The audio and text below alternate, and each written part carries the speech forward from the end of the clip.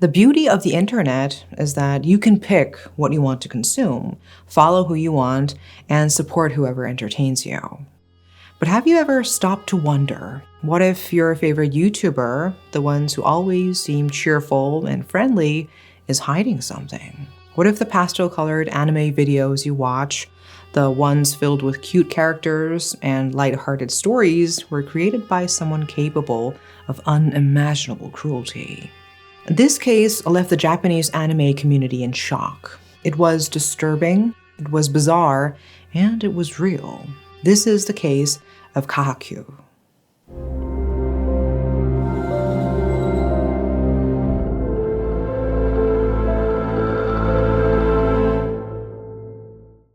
A man stumbles through the streets on a warm evening in June 2024.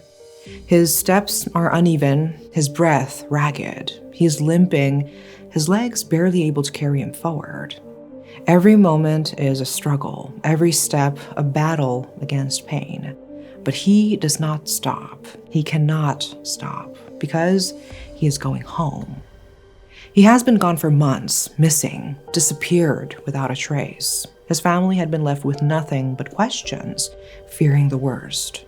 And then, out of nowhere, he returns. When they see him for the first time in months, their relief is short-lived. He is not the same man who left. His body is gaunt, his skin's marred with scars. His clothes hang loosely from his frame, his eyes hollow with exhaustion. Something terrible has happened, and when he finally speaks, his voice trembling, they listen in horror. He tells them about the beatings, about the sharp pain of a knife slicing through his skin, about the boiling water that scalded him, the burning frying pan that seared his flesh. He tells them how he was trapped, tortured, tormented for months on end.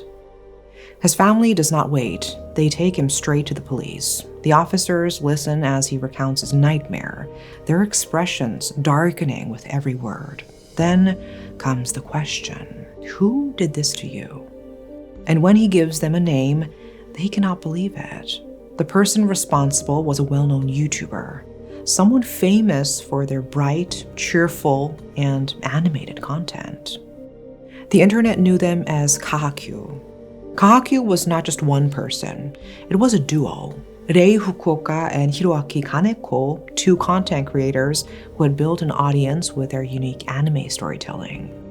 Their videos followed a signature style, cute, lively anime girls paired with grotesque, exaggerated male characters. The stories were surreal, bizarre, often laced with dark humor. It was the kind of content that felt strange but harmless, the kind of content that people scrolled past, laughed at, and moved on from. Rei was the artist. She created the animations, voiced the female characters, and carefully cultivated the image of the channel. Hiroaki was the writer. He developed the stories, voiced the male characters, and managed everything behind the scenes. He was also the one responsible for audience engagement, making sure their growing fan base stayed entertained. The channel had launched in December 2022, and by August 2023, it had already surpassed 100,000 subscribers. People loved their quirky, offbeat content. But no one knew the truth about who they really were. Like many faceless YouTubers, Rei Fukuoka kept her identity a secret. No one knew her real name, her age, or even what she looked like. She made sure of that. In January 2024, she posted a photo of herself, dyed pink hair, a glimpse of her personality, but her face was heavily edited. In March, she uploaded a picture of her driver's license, but every personal detail had been carefully blurred. She had built a following without ever revealing who she was, until now. When the case broke, the police made everything public. Rei Fukuoka, 27 years old, living in Oyamacho, Itabashiku, Tokyo. Her official occupation listed as a video distributor. But her life before YouTube, a mystery. Her education, her past, her connections, unknown. And then there was Hiroaki Kaneko. Born on January 27, 1990, 34 years old at the time of the incident. also living in Oyamacho, Itabashiku, Tokyo. But unlike Rei, Hiroaki had more of a presence outside of YouTube. He ran a delivery business, he owned a bar in Kita-Ikebukuro until at least 2023. He had posted online, talked about his interests, women, Ikebukuro, horse racing. He was active, engaged, building a persona. But there was something else, a rumor. His online alias, Kaneko Namul, caught people's attention. The word Namul is Korean, meaning bean sprouts. His surname Kaneko was sometimes used by Koreans who had settled in Japan. So was he Korean, a Japanese national with Korean heritage? No one knew for sure, and in the grand scheme of things, it didn't matter. What mattered was what they had done. For their fans, Gahakyu had been just another anime channel, a quirky, fun, and slightly strange corner of the internet. At the time of the incident, Rei and Hiroaki were living together in an apartment as a couple. They were not married and reportedly had no plans to marry. From the outside, they seemed to be living a quiet, content life while creating engaging content for anime fans. But how did the unnamed man become entangled in their lives? What led to his suffering? The victim was a man in his 20s. Originally, he had been an employee at the bar that Hiroaki Kaneko managed until its closure in 2023. He was an ordinary worker, trying his best to do well, careful not to make mistakes. But no matter how hard he tried, he was never enough for Hiroaki. Known for his short temper, Hiroaki had no tolerance for errors. He demanded perfection from his employees, and when they failed to meet his standards, his response was always the same: violence. One day, while the man was working at his usual spot, Hiroaki approached him. The man greeted his boss, expecting nothing out of the ordinary. But without warning, Hiroaki lashed out, shouting at him and calling him a liar. The details of their argument remain unclear, but at some point, Hiroaki's anger took a disturbing turn. He told the man that he could no longer trust him, that he was not serious about his job. Then he made an ultimatum. The man would live with Hiroaki until he had learned to work properly. And so in January 2024, after the bar had closed, the man moved in with Hiroaki. With Hiroaki came Rei. Living with a couple would normally be uncomfortable, especially when they were also your employers. Most people would instinctively try to give them space, avoid intruding on their private lives. But according to rumors, something strange was happening in that apartment. Some suspected an unusual dynamic had formed between Rei, Hiroaki, and the unnamed man, though no further details surfaced. At first, life in the apartment seemed manageable. The man was no longer just a former bar employee under Hiroaki's watch. He now had new responsibilities. He helped with the couple's video production, though it is unclear exactly what tasks he handled. Some believed he worked on post-production, editing the videos. Others said he was forced into a different kind of labor, working as a food delivery driver to bring extra income. It did not take long for things to take a darker turn. Hiroaki monitored the man obsessively. Every task, whether in video production or delivery work, came with expectations, and failure was met with punishment. If the man did not meet his delivery targets, if the videos underperformed, if he made even the smallest mistake, Hiroaki would order Rei to slap him. The abuse did not stop at physical violence. He was berated constantly, degraded at every turn. His labor went unpaid. Whatever money he earned from delivery work was taken to fund the YouTube channel. Even food was restricted. He was only allowed to eat once a day. Aside from his delivery runs, he was completely cut off from the outside world. Whenever Hiroaki or Rei caught him using his phone or taking even a moment to rest, their reaction was immediate. They grabbed him by the hair and slapped him across the face. They demanded that he wake up early, take care of the household chores, and work tirelessly. If they caught him slacking off, even for a second, they made sure he regretted it. The punishment grew more brutal over time. Hiroaki's rage escalated to something far worse. Furious over an unknown reason, he ordered Rei to boil water in a frying pan. When the water was scalding hot, she was told to pour it slowly over the man's head, his face, his body. But that was not enough. Once the water had seared his skin, Hiroaki pressed the burning frying pan against his back, blaming him for everything that had gone wrong. No one knows exactly when this took place, only that the abuse spanned from January to May 2024. Even after a full month of treatment, his wounds had not fully healed. The violence continued day after day with no signs of stopping. But then one day, the man saw his chance, an opportunity to escape, and he took it. In early June 2024, he fled the apartment and ran as fast as his injured body would allow. He made his way home, back to his family, and told them everything. They wasted no time. Together, they went straight to the authorities, and the case was officially reported. By mid-June, the Gahakyu couple was arrested. They were charged with violating the act of punishment of violent acts and a special criminal law in Japan designed to impose severe penalties for crimes such as assault, intimidation, and property damage. On October 1st, 2024, Rei Fukuoka was sentenced to 6 months in prison with a 3-year suspended sentence. Her punishment might have felt light compared to what she should have received. This was because she was not deemed the main perpetrator. The court ruled that she acted under Hiroaki's influence and instruction when she poured the boiling water and physically abused the man. In this case, Hiroaki was seen as the one in control, the mastermind behind everything, while Rei was merely following orders. During questioning, Hiroaki Kaneko denied the allegations. He claimed that he never forced the victim to live with him, and that what he did was offer him a place to stay and improve himself.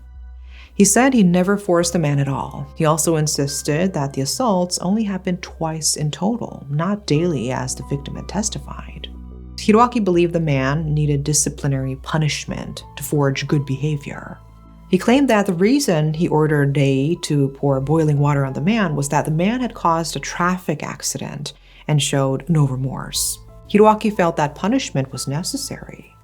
However, when asked to provide evidence to support his claims, such as records of the alleged traffic violations or the dates they occurred, Hiroaki could not provide any proof, and his claims were dismissed. When asked why he had ordered Rei to carry out the punishment instead of doing it himself, Hiroaki answered that he assumed Rei thought the same way he did. He believed she also wanted to punish the man, so he let her do it. He viewed the act of slowly pouring boiling water onto the man's face and body as an educational method, something that would make the man reflect on his mistakes. In his mind, the punishment was not that bad and did not cause any real harm. He saw it as a mere performance. With a certain look, he said, "I just wanted him to stop and think." Hiroaki repeated his arguments again and again, refusing to acknowledge the severity of his actions. The prosecutor eventually lost patience and told him to answer only what he was asked. At one point, the prosecution directly warned him that assaulting another person is never acceptable, and that it was disgraceful to continue denying the overwhelming evidence against him. When the news broke, the internet exploded. The case spread rapidly, especially among the anime community. Many people had never even heard of Gahakyu before, but after learning about the case, they went searching for the channel. Some were disturbed by its content and disgusted by the humor. While the art style was undeniably cute and colorful, the subject matter often ventured into dark territory. Their videos had touched on sensitive topics. Even just looking at their thumbnails, some people felt that something disturbing was lurking behind the surface. Some netizens began drawing comparisons to past cases of kidnapping and manipulation. Many saw similarities to the case of Pusu, also known as Tuyu, a famous utaite singer who had stabbed his underage girlfriend. Both cases involved perpetrators who lacked remorse for their actions. Pusu had once openly wondered what it would feel like to kill someone, and many saw the same kind of detached mentality in Hiroaki. The key difference was that Pusu had turned himself in, while Hiroaki and Rei had tried to avoid responsibility. Speculation about the dynamics inside the Gahakyu household also spread online. Some believed that Hiroaki had ordered Rei to harm the victim because he suspected that she and the man had developed a romantic relationship behind his back. The theory suggested that Hiroaki was jealous and used physical punishment as a way to separate them. Others, however, were skeptical of the victim's story. They questioned why he had not tried to escape earlier, especially when he was outside making food deliveries. If he had truly wanted to escape, why had he not run sooner? But regardless of the theories, the damage was done. The victim had to live with permanent scars on his face and body.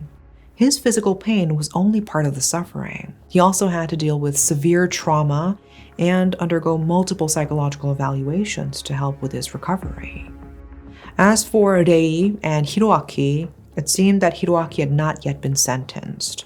Many believed that he might never be prosecuted. Some argued that the case was not that bad and speculated that he had found a way to avoid punishment. Suspiciously, some articles covering the case began disappearing from the internet, reportedly removed by request. So as for the latest update of this case, as I mentioned before, Rei was sentenced to 6 months in prison and 3 years of probation.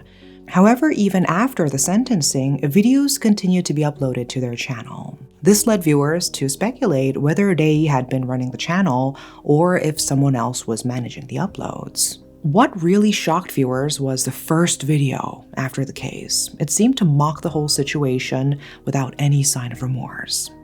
In the video, a man eats soba noodles, then suddenly pulls and eats a girl's hair. He gets arrested, but keeps shouting, "I was just eating my soba. I didn't do anything," which is disturbing because that's exactly what the real-life perpetrator supposedly said to the police during his arrest.